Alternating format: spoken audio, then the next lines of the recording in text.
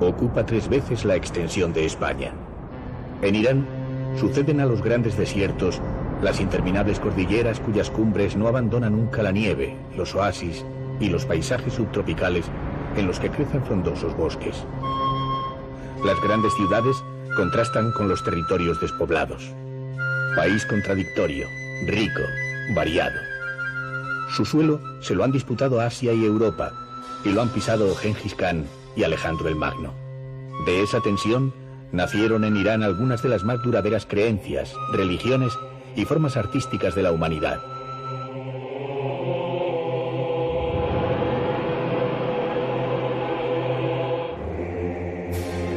Civilización del desierto, contrapunteada por el peso de las culturas hidráulicas, la palabra Irán envuelve un espacio plural y fascinante que atrapa al viajero que penetra en él.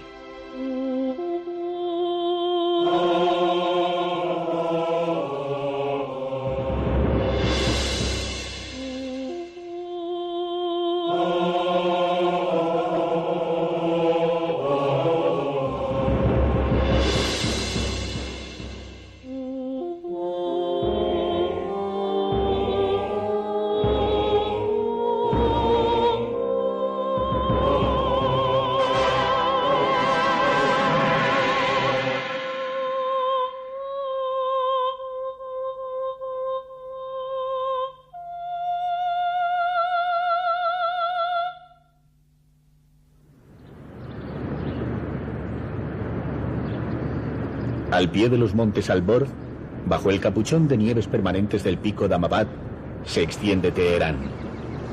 De fundación reciente, ya que su historia no llega más allá de mediados del siglo XVIII, ha crecido con precipitación y desorden.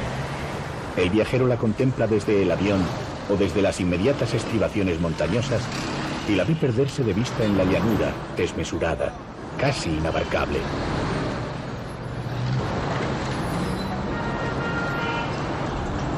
Teherán es abigarrada, caótica, ruidosa, y supone un paradójico primer contacto con un país al que caracterizan las grandes extensiones vacías y el imponente silencio de desiertos y cordilleras.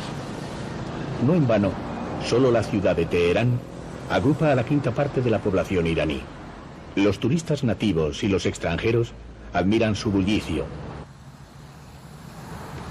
Visitan también los espléndidos parques en los que la ciudad calla de repente y recupera el espíritu apacible y sensual de los poetas persas, Said, Khayyam o Hafez.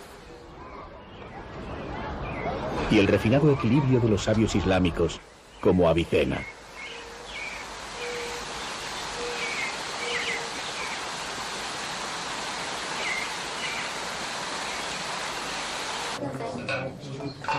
La rica cocina iraní es fruto del contacto entre los pueblos mediterráneos, los de la península indostánica y los de las grandes llanuras y cordilleras del corazón de Asia. Cereales y legumbres de las laderas montañosas, arroces y tés procedentes de las fértiles y templadas orillas del Caspio, carnes de cordero, quesos y yogures elaborados por los nómadas sirven para componer el rito del banquete que hoy celebra una familia iraní bajo la advocación de unos versos de Hafez que hablan acerca de la sabiduría y la necedad.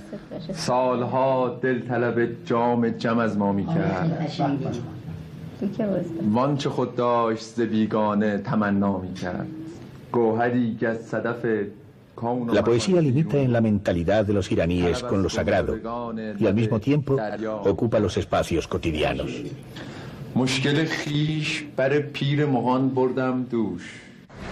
El nuevo arte mural con el que se rinde homenaje a los héroes y mártires de la Revolución Islámica y de la guerra que ha enfrentado al país con Irak ocupa las medianeras de muchos edificios. Un arte de masas a la vez pedagógico y propagandístico. Aunque seguramente el último recuerdo que el visitante se lleva consigo es el del inmenso arco triunfal que fue construido por el Shah y que la revolución bautizó con el nombre de Azadi, que quiere decir libertad. Sus formas, atrevidas y modernas, no dudan en reclamarse herederas de la vieja arquitectura persa.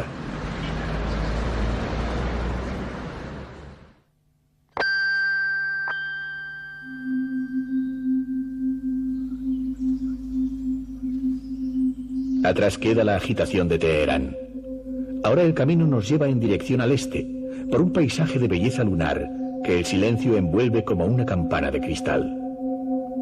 En ese vacío, de vez en cuando, se levantan viejas edificaciones abandonadas que nos hablan de caminos secretos. Sus muros de adobe parecen construcciones hechas por descomunales insectos.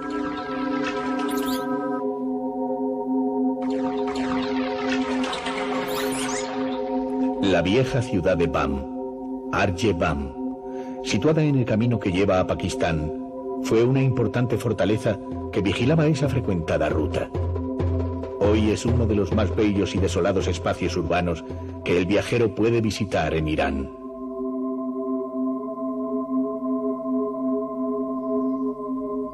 Deslumbrante monocromía del barro que toma todas las formas que la imaginación humana ha inventado al moldearlo.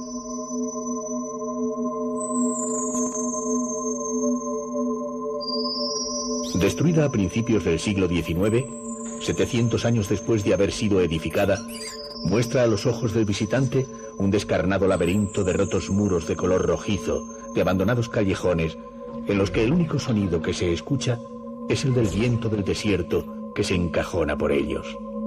De bóvedas semiderruidas, de torres que se mantienen misteriosamente en pie, de hermosas cúpulas. Desde lo alto de las murallas, esta ciudad fantasmagórica parece el gigantesco esqueleto de un animal monstruoso y hoy desaparecido del atlas de las especies, un hormiguero abandonado sobre el que la reflexión de la luz dibuja formas cambiantes y matiza el color multiplicando las posibilidades de ese barro uniforme que lo compone todo. Sobrecoge el silencio adueñándose de la ciudadela abandonada. Dicen las crónicas que en su última destrucción los vencedores masacraron a todos sus habitantes. Hay como un aldabonazo justiciero en el silencio de la ciudad muerta, bajo el sol restallante.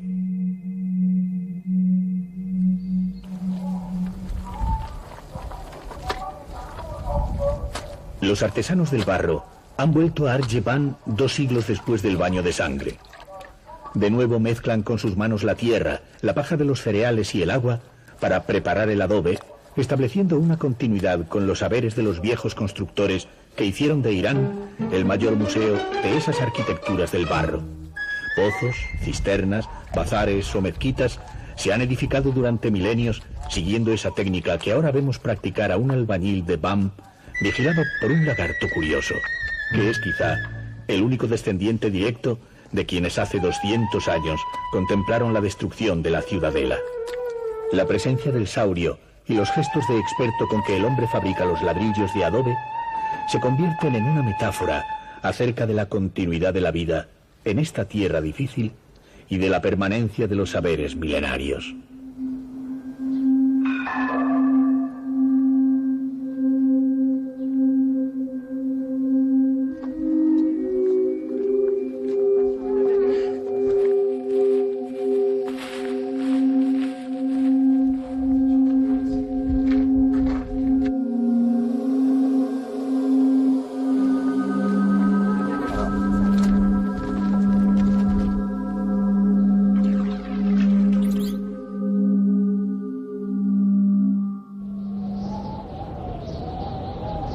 Paralela al camino entre Bam y Kerman, corre la línea de los pozos o Qanat, que mediante un complejo y sabio sistema recogen el agua procedente de los deshielos en las cercanas sierras. De nuevo, bajo la apariencia muda del desierto, un secreto lenguaje de arquitecturas que sale a la luz en el repentino esplendor de los oasis.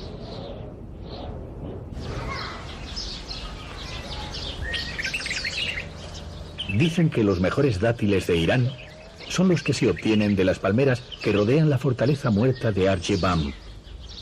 Pero en los oasis se cultivan también los cítricos, las granadas, los cereales y la delicada flor del azafrán, que además de en la región de Kerman, se planta en Yars, Khorasán y el Fars.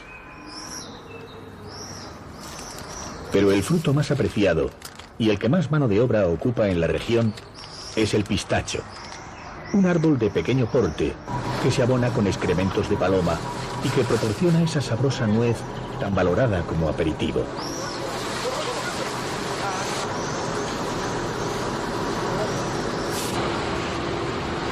Numerosas cooperativas de producción, manipulación y exportación y un centro de investigaciones dan cuenta de la potencia de este cultivo en la zona de Kermán.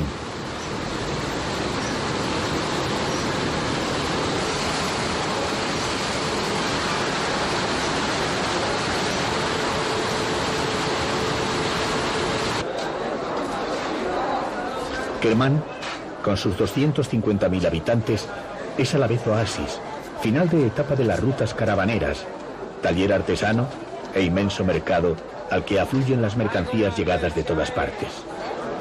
La palabra bazar agrupa todas esas funciones y constituye el corazón de las ciudades. Los bazares de Irán forman largos pasadizos a cuyos lados se alinean las tiendas y obradores, verdaderos laberintos cubiertos por cúpulas y bóvedas de ladrillo que pueden alcanzar varios kilómetros de longitud.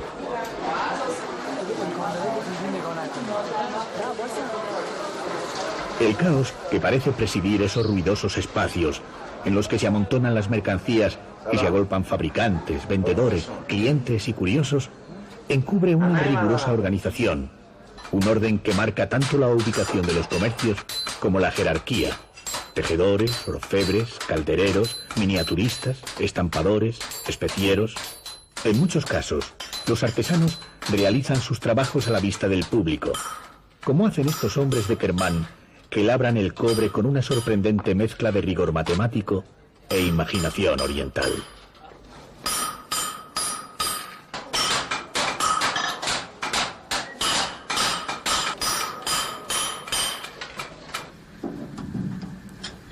Un orden milimétrico se oculta también bajo la belleza deslumbrante de las alfombras persas, que miden su valor por la cantidad de nudos que el artesano teje en cada centímetro de la superficie del tapiz.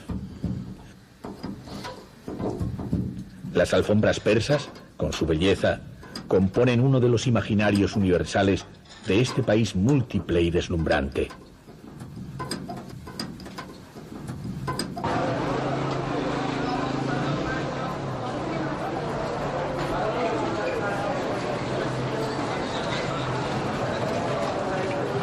Los aromas de las especias se mezclan en los bazares iraníes con los del cuero, la lana, las maderas exóticas y el sudor humano, embriagando al viajero.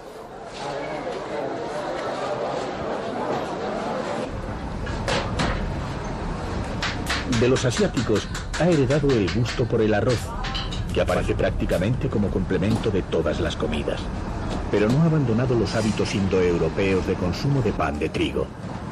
En este horno del bazar de Kermán observamos cómo se elaboran unos ligeros y sabrosos panes que los artesanos cuecen en forma de delgadas tortas que se adhieren a las paredes de los hornos de barro.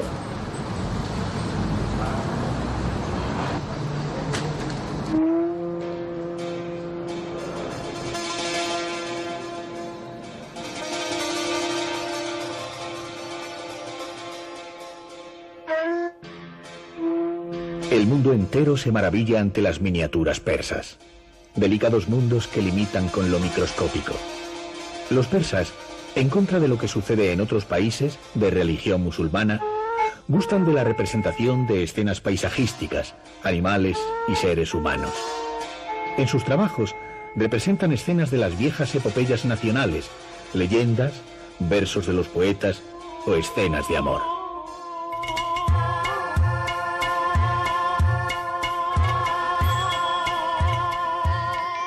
De indudable influencia oriental es el ritual iraní del té, una costumbre que llegó desde la remota China junto con los cargamentos de seda. El té está presente en todos los instantes de la vida social iraní y actualmente se cultiva en las regiones subtropicales situadas al norte de la cordillera de los Alborz, en las orillas del mar Caspio. Un trago de té y un sorbo de embriagador humo de la pipa de agua o al-yum para hacer una pausa.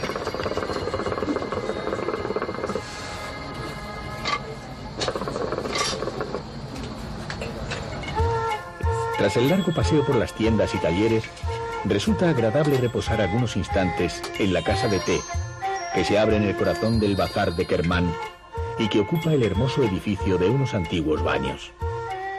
Las mesas se distribuyen en torno a una balsa entre las elegantes arquerías de ladrillo.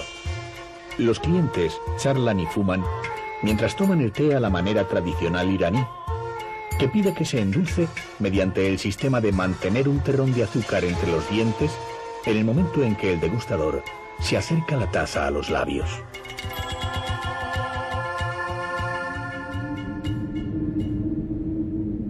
Los viejos caravanserá se derrumban lentamente.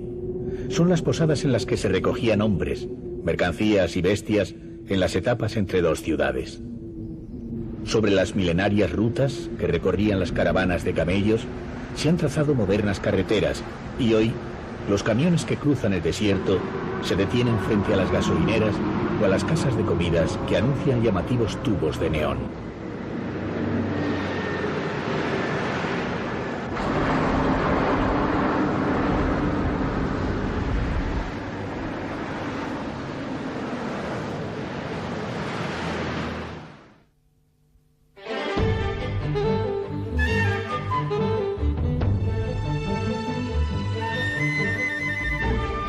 El viajero emprende el camino entre Kermán y Yas por una llanura flanqueada por rugosos peñascos. Unas tierras que a ratos aparecen cultivadas y en otros tramos son simple prolongación del desierto, siempre envueltas en una luz cegadora que convierte el asfalto en un espejismo de agua.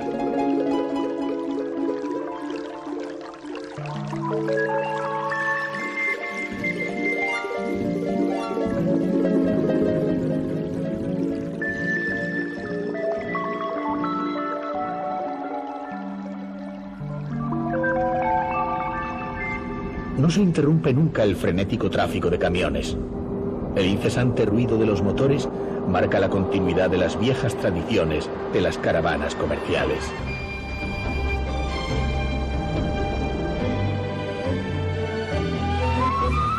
En Yas se venera a Zoroastro. En un conjunto de pequeñas edificaciones situadas al pie de la colina, los parientes y amigos de los difuntos lavaban los cadáveres y celebraban banquetes y oraciones fúnebres antes de acceder a la cumbre en la que se encuentra el gran edificio circular o Torre del Silencio. Allá arriba, en el interior de la fortaleza, se arrojaban, una vez bañados y perfumados, los despojos de los fieles para exponerlos a la labor purificadora de las aves de rapiña, que pronto los dejaban reducidos solo a los huesos.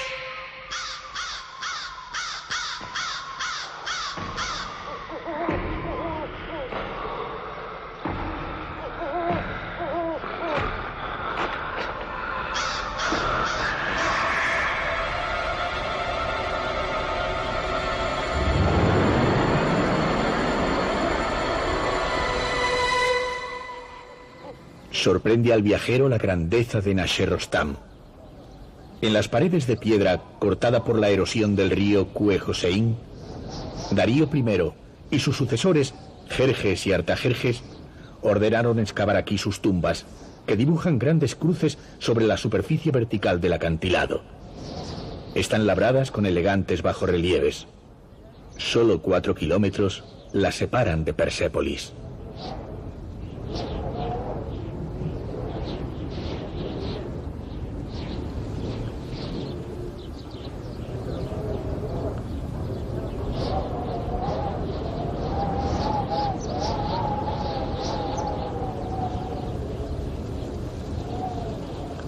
A unos centenares de metros del solemne silencio de las tumbas imperiales, sale a nuestro encuentro el bullicio de la vida. Un grupo de recolectores de remolacha charlan y bromean animadamente mientras llevan a cabo su trabajo.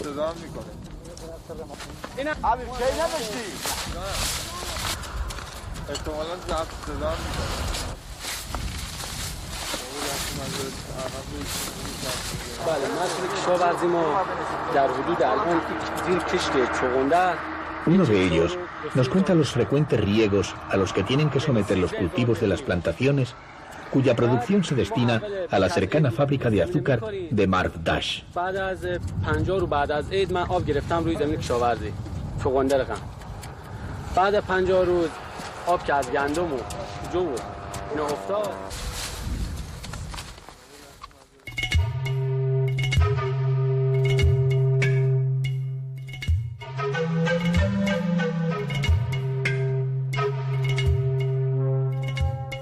Estamos en el corazón del antiguo imperio de la Persia aqueménida. Ciro el Grande eligió este lugar para levantar su soberbia capital, a la que llamó Pasargada, y de la que en la actualidad apenas quedan unas cuantas columnas truncadas y grandes piedras esparcidas por la llanura, que aún nos sorprenden por su gigantesco tamaño.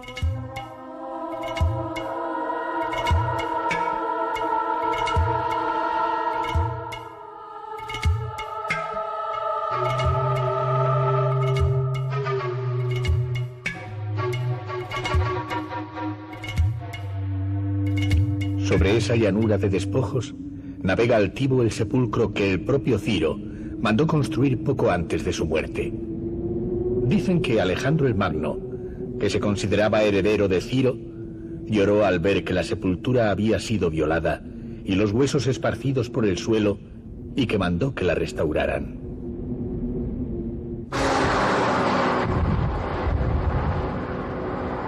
De nuevo la vida tomando al asalto estos parajes que los grandes monarcas se concedieron en exclusiva. Hemos recorrido el país en los primeros días del otoño, y ya los nómadas empiezan a ocupar con sus enseres y ganados los territorios del sur. Proceden de las montañas que limitan con Turquía, de las lejanas regiones del Azerbaiyán y el Kurdistán, y las mujeres visten con frecuencia trajes de alegres colores que contrastan con los sombríos chadores que visten en las ciudades. Permanecerán en la comarca hasta que la primavera deshiele las cumbres de su región.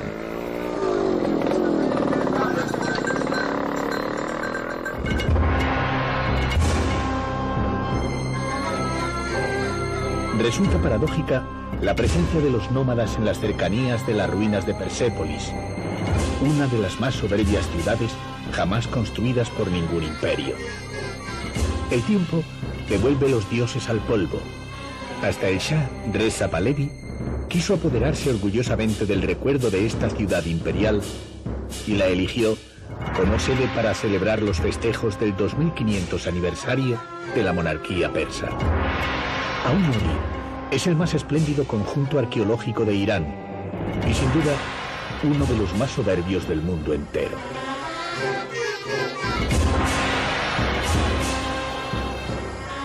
Darío emprendió su construcción recién concluidas las ambiciosas obras de Susa, situada a 500 kilómetros de aquí.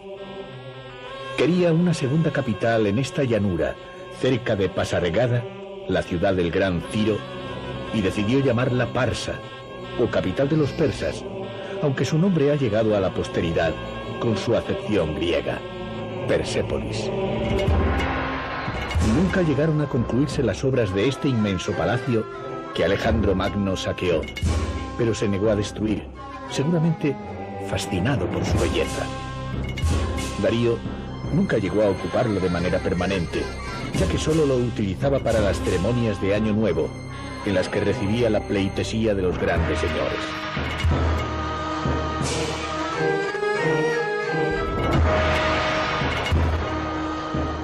Los hermosos frisos que adornan escaleras y dinteles, representando dicha ceremonia, constituyen la obra cumbre del arte aqueménida.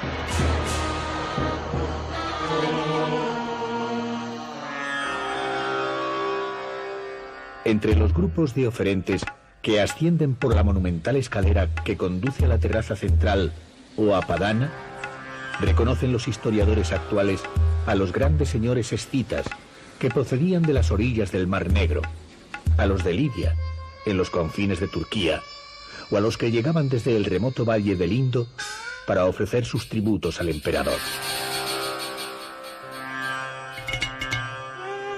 Los animales que los acompañan, las ropas que visten o los productos que portan dan testimonio de la diversidad de sus orígenes geográficos con una precisión de inventario.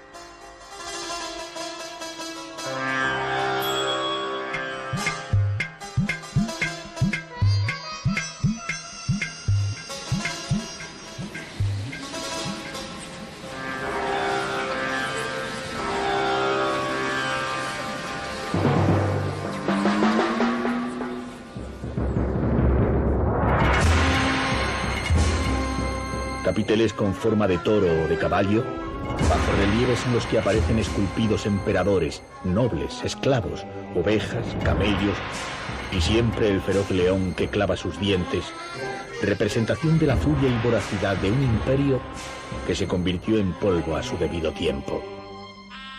Hoy mandan sobre los restos del soberbio palacio la luz del sol y el triste sonido del viento que arrastra la arena del desierto y el perfume de las rosas de la cercana Shiraz. Contemplamos con una mezcla de emoción e ironía los frisos de los feroces guerreros de piedra, de los orgullosos señores que portan sus ofrendas y que han sido paralizados por la magia del tiempo y privados de su poder, condenados a ser nada más que referentes estéticos en las enciclopedias de arte.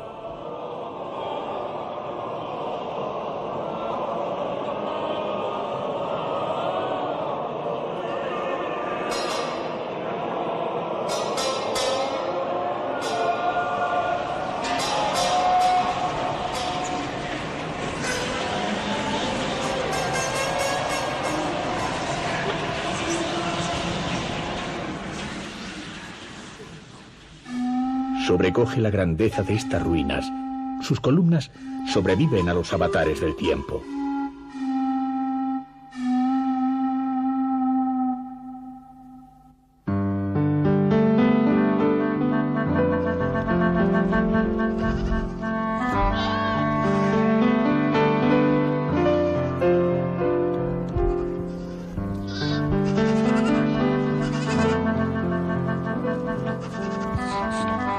En el camino que lleva a Shiraz, el entorno se humaniza, se vuelve más ameno y la presencia del agua marca el carácter del paisaje.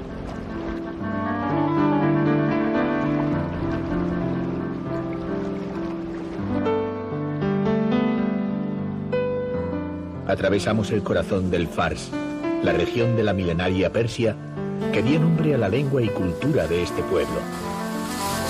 La carretera bordea el curso de los ríos, el sol calienta los valles y el aire huele a humedad y a vegetales recién segados.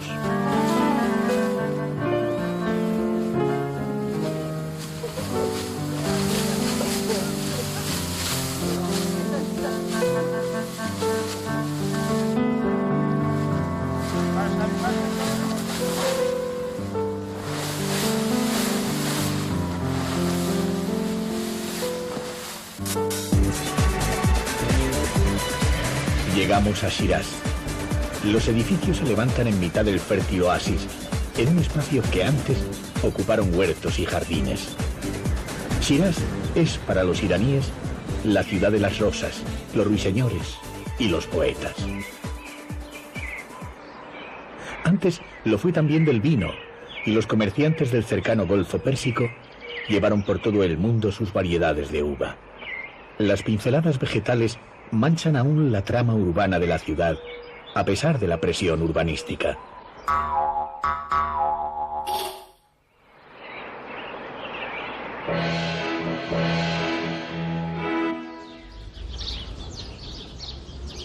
La belleza de las arquitecturas vegetales y de la arquitectura del agua que corre por las acequias y se remansa en las albercas envuelve las filigranas arquitectónicas de los antiguos palacios de Shiraz, como este del ministro Gobam, construido a mediados del siglo XIX.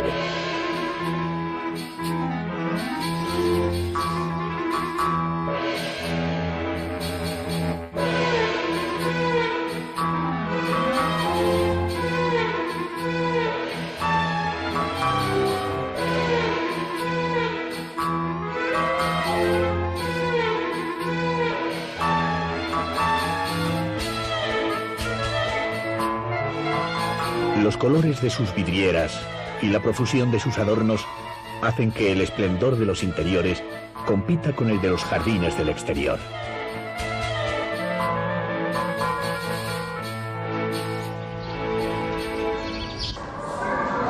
Melancólicos enamorados y grupos de amigos acuden a recitar los versos del poeta Saadí y acarician con devoción la piedra que cubre sus restos.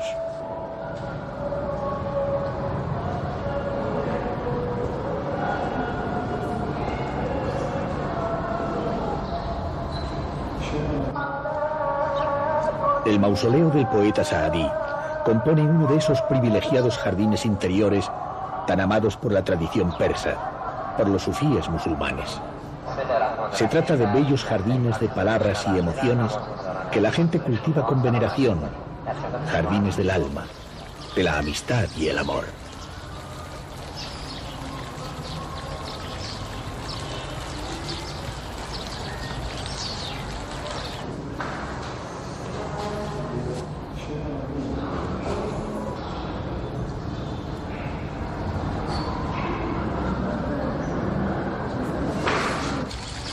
Sensuales jardines exteriores.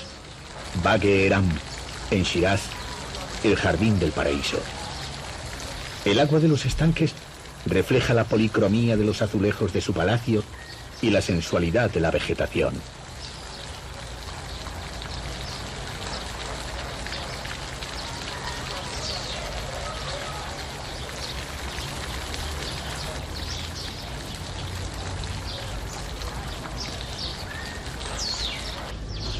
El viento acaricia las palmas de sus palmeras y las agudas copas de sus perfumados cipreses. Uno de esos jardines de fuera en los que el alma recibe el impulso de la belleza exterior que fomenta la belleza de dentro. De los persas recogió el Islam su pasión por los cultivos ornamentales como símbolo de la espiritualidad y la llevó a los países en los que se impuso. Jardines de El Cairo, a orillas del Nilo, secretos jardines de Fez, escondidos en patios en los que se escucha el rumor del agua. Jardines de la Alhambra de Granada y de la Ruzafa de Valencia, que fueron cantados también por los poetas en sus versos. Lugares creados como pura expresión de la belleza, como un armonioso elogio de lo inútil.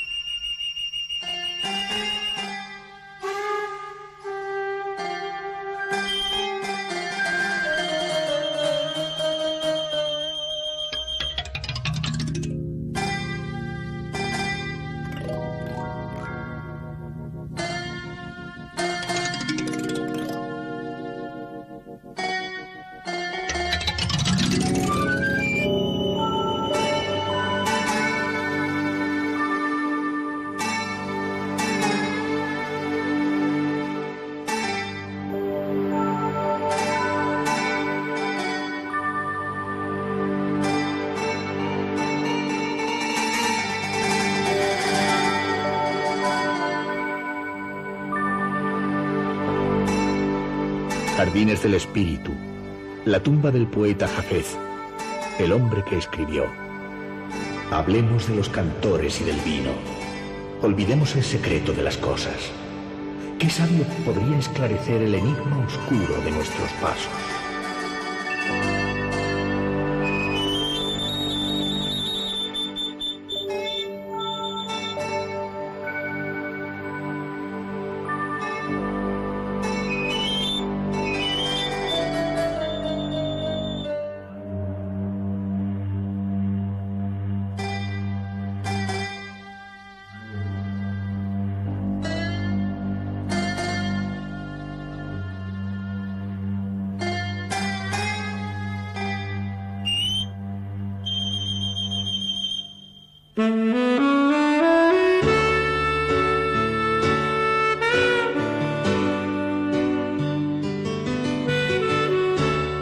Uno se encuentra un Irán escondido y húmedo, si desde Teherán asciende la ladera de los montes Alborz. La cara norte de la cordillera se beneficia de abundantes lluvias y de las brisas del mar Caspio, el mayor lago del planeta. Los paisajes desérticos se ven sustituidos por pequeños valles en los que crecen las hayas y que cuando llega el otoño manchan de amarillo las hojas de los álamos y de colores cobrizos los robles.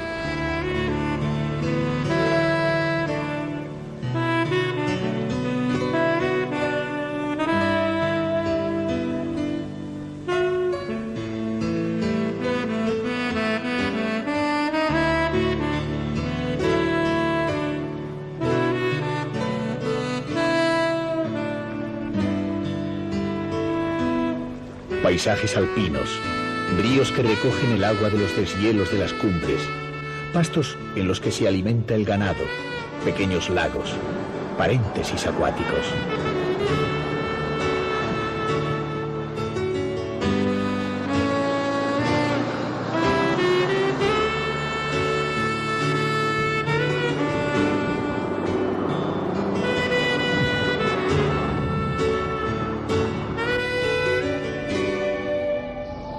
El blanco e imponente recortable de las cumbres nevadas es nada más que el paso hacia la región de los cultivos subtropicales, de las plantaciones de té, azúcar, arroz y café.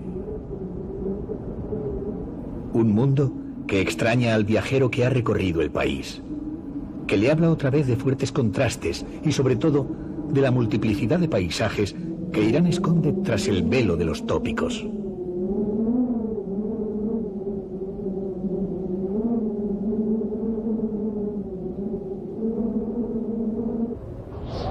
Los montes Alborz, que vistos desde Teherán, aparecen desnudos como el caparazón de un telúrico galápago.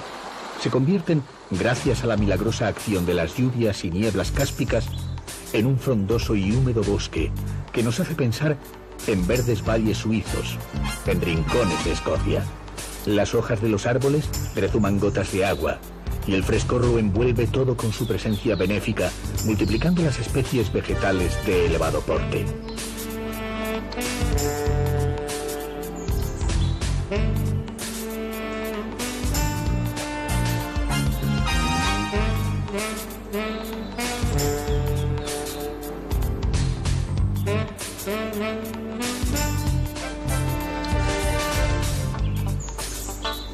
Por todas partes, rodean al viajero una flora y fauna intactas, perfectamente conservadas.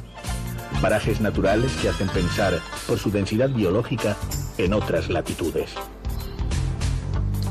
¿Quién diría que hemos dejado pocos kilómetros antes la solitaria desmesura del desierto?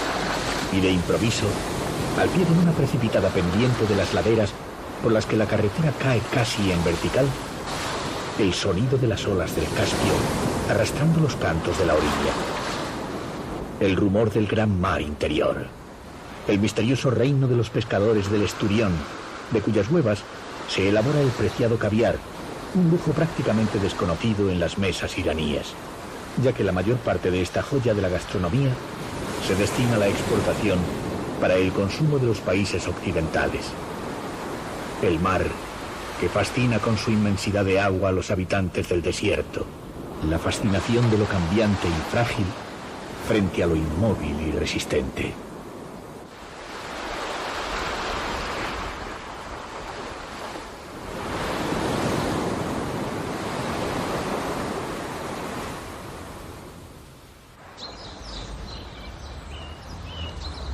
Y la opulencia de estos valles alpinos, con su riqueza de tonos, en los que el verde se altera pasando por todos los matices y en los que la vida es el rumor que flota sobre la fertilidad. En estos valles septentrionales, la vida es dulce. La naturaleza no les exige a sus hijos el esfuerzo titánico al que obliga a los habitantes del desierto. La fecundidad de la tierra tocada por los dedos del agua.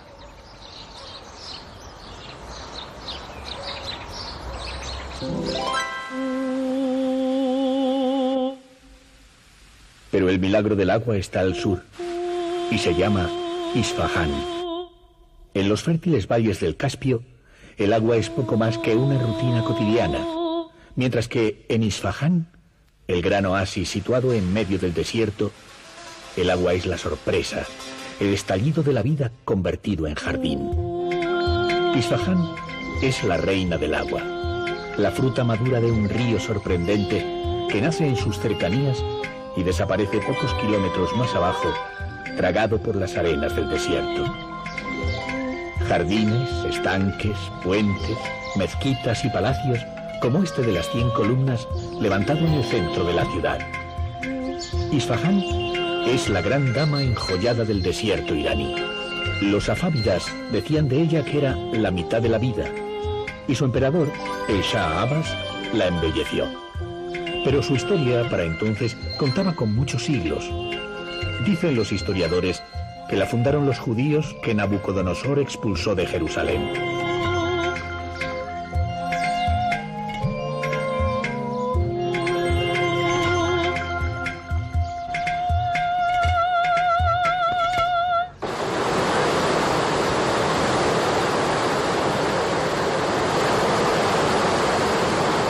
Pero el centro de Isfahán es el río, el Sayandeh Rud, o río de la vida, que ha hecho nacer la ciudad, que riega sus jardines y las fuentes de los palacios y mezquitas.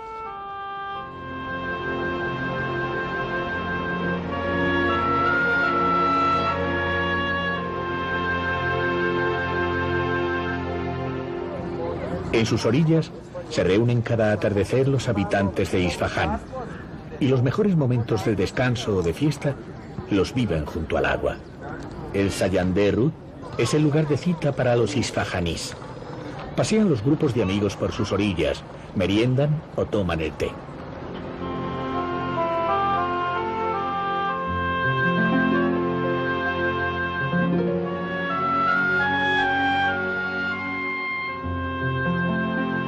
Y las pequeñas embarcaciones de recreo surcan sus aguas cada día.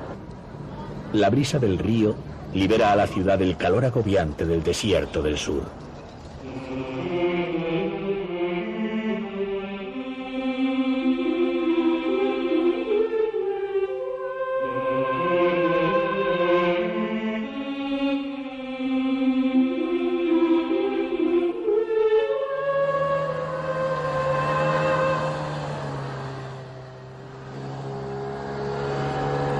Saca al exterior la presencia del Sayandeh Rud, toda la sensualidad y el gusto por los placeres cotidianos de los isfahanís.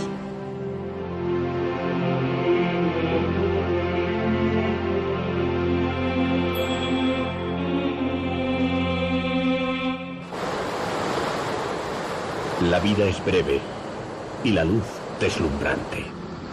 Cocinan las familias al borde del río.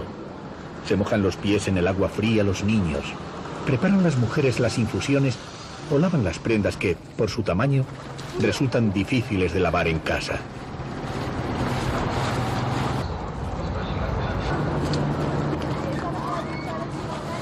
En torno a este paisaje de soberbia opulencia vegetal, se extiende la inmensidad del desierto, y es como si ese contraste permaneciera inscrito en el subconsciente de los habitantes de una tierra a los que emborracha la fecundidad de la geografía, como un paréntesis en la desolación, y la brevedad de la vida como una copa que hay que apurar de un trago, siguiendo la refinada tradición de los poetas persas.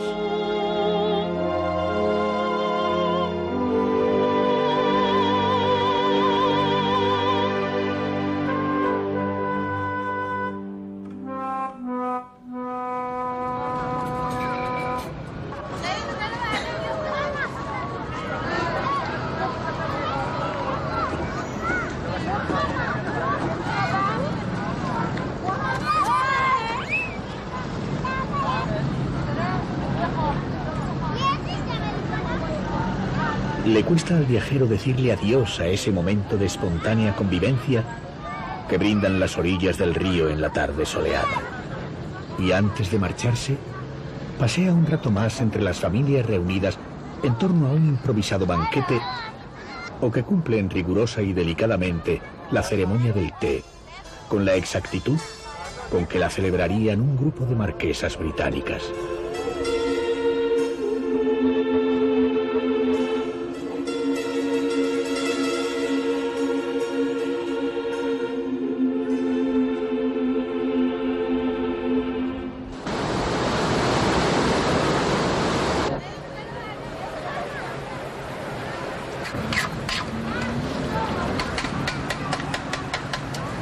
A pocos pasos, un industrioso heladero prepara un sorbete de rosas siguiendo una técnica artesana que poco se aleja de la que practicaban sus ascendientes safávidas.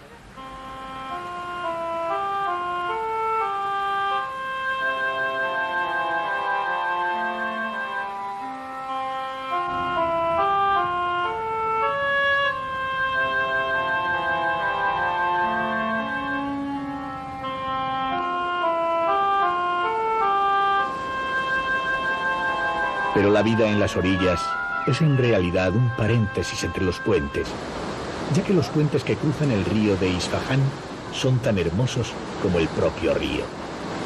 Aún más, alguien ha dicho que la existencia del río fue solo una excusa para que los isfahanís pudieran imaginar la belleza de sus puentes.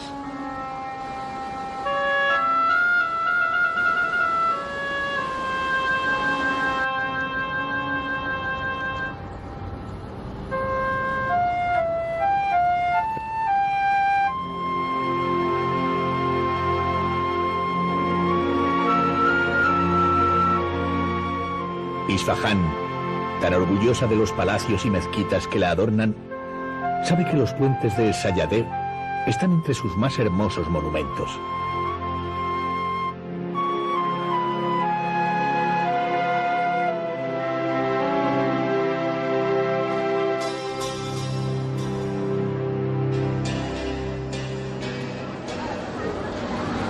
Bajo sus arcos de ladrillo, sobre la arquitectura de sus tajamares, los isfahanís charlan, toman el té, se adormecen fumando en el al-Yum o miran pasar el agua y la vida al mismo tiempo.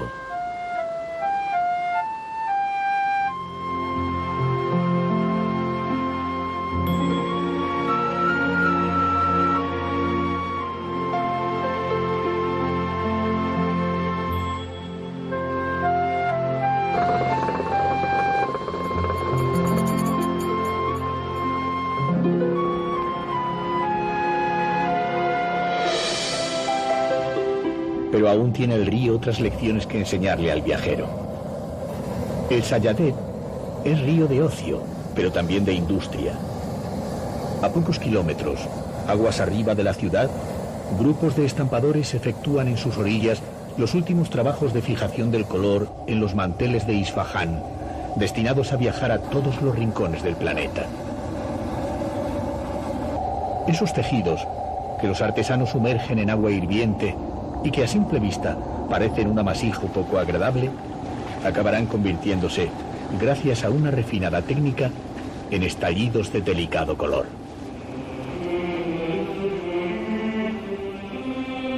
También en esas técnicas puede el viajero descubrir la permanencia de los saberes milenarios.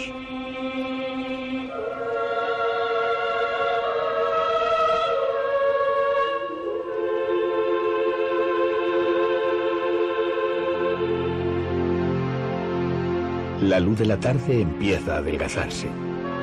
Es la hora en que el bullicio crece bajo las arquerías de ladrillo y cerámica de los viejos puentes.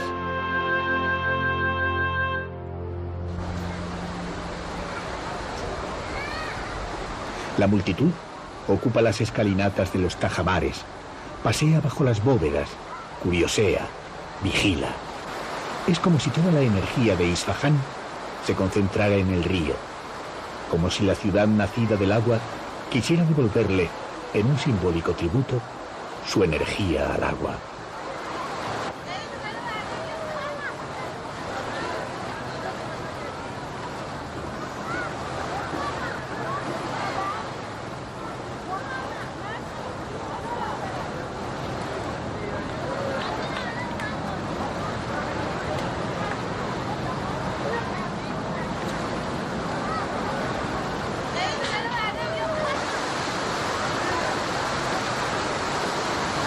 Mientras el ruidoso ajetreo sigue marcando las actividades en el exterior, a esa misma hora, bajo los arcos del puente, en el antiguo café, la melodía de la música crea un envoltorio casi místico que protege a los pacíficos grupos de amigos y a las parejas de enamorados.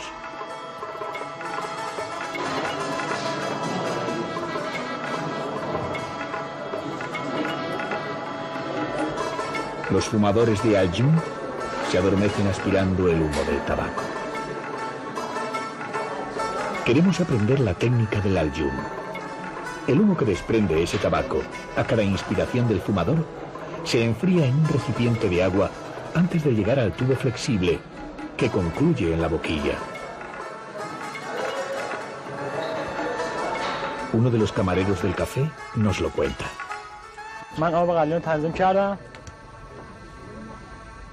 Ahora no está regulada el agua del Geljan. Ya he arreglado el agua. Ahora pongo el tabaco, lo mojo un poco y pongo carbón encima.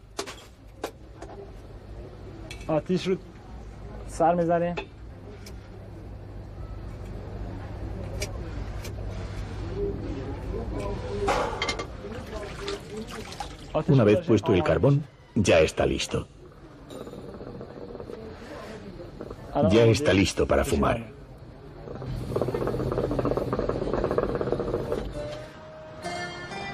Ha caído la noche sobre Isfahán. La luna resbala sobre el agua del río y sobre las cerámicas de las cúpulas.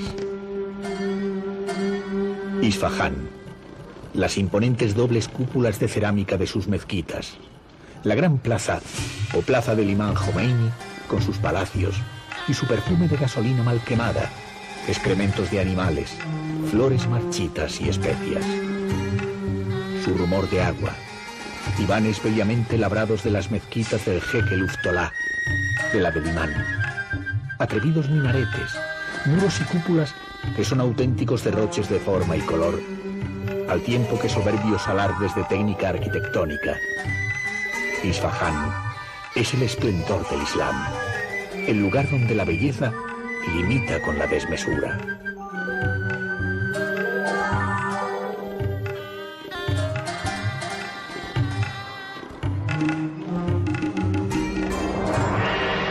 Soberbios edificios que fueron construidos a lo largo de siglos. La Plaza del Imán es un irrepetible espacio urbanístico. Parece resumir, con su mezcla de belleza y exceso, la historia y hasta la geografía de un país. Irán.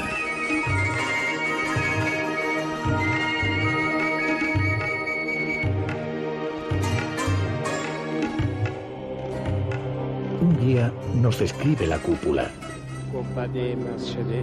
Esta es la cúpula de la mezquita del imán. Es una cúpula de 2 capas, con una altura de 38 metros. Y por eso tiene eco. Fíjense.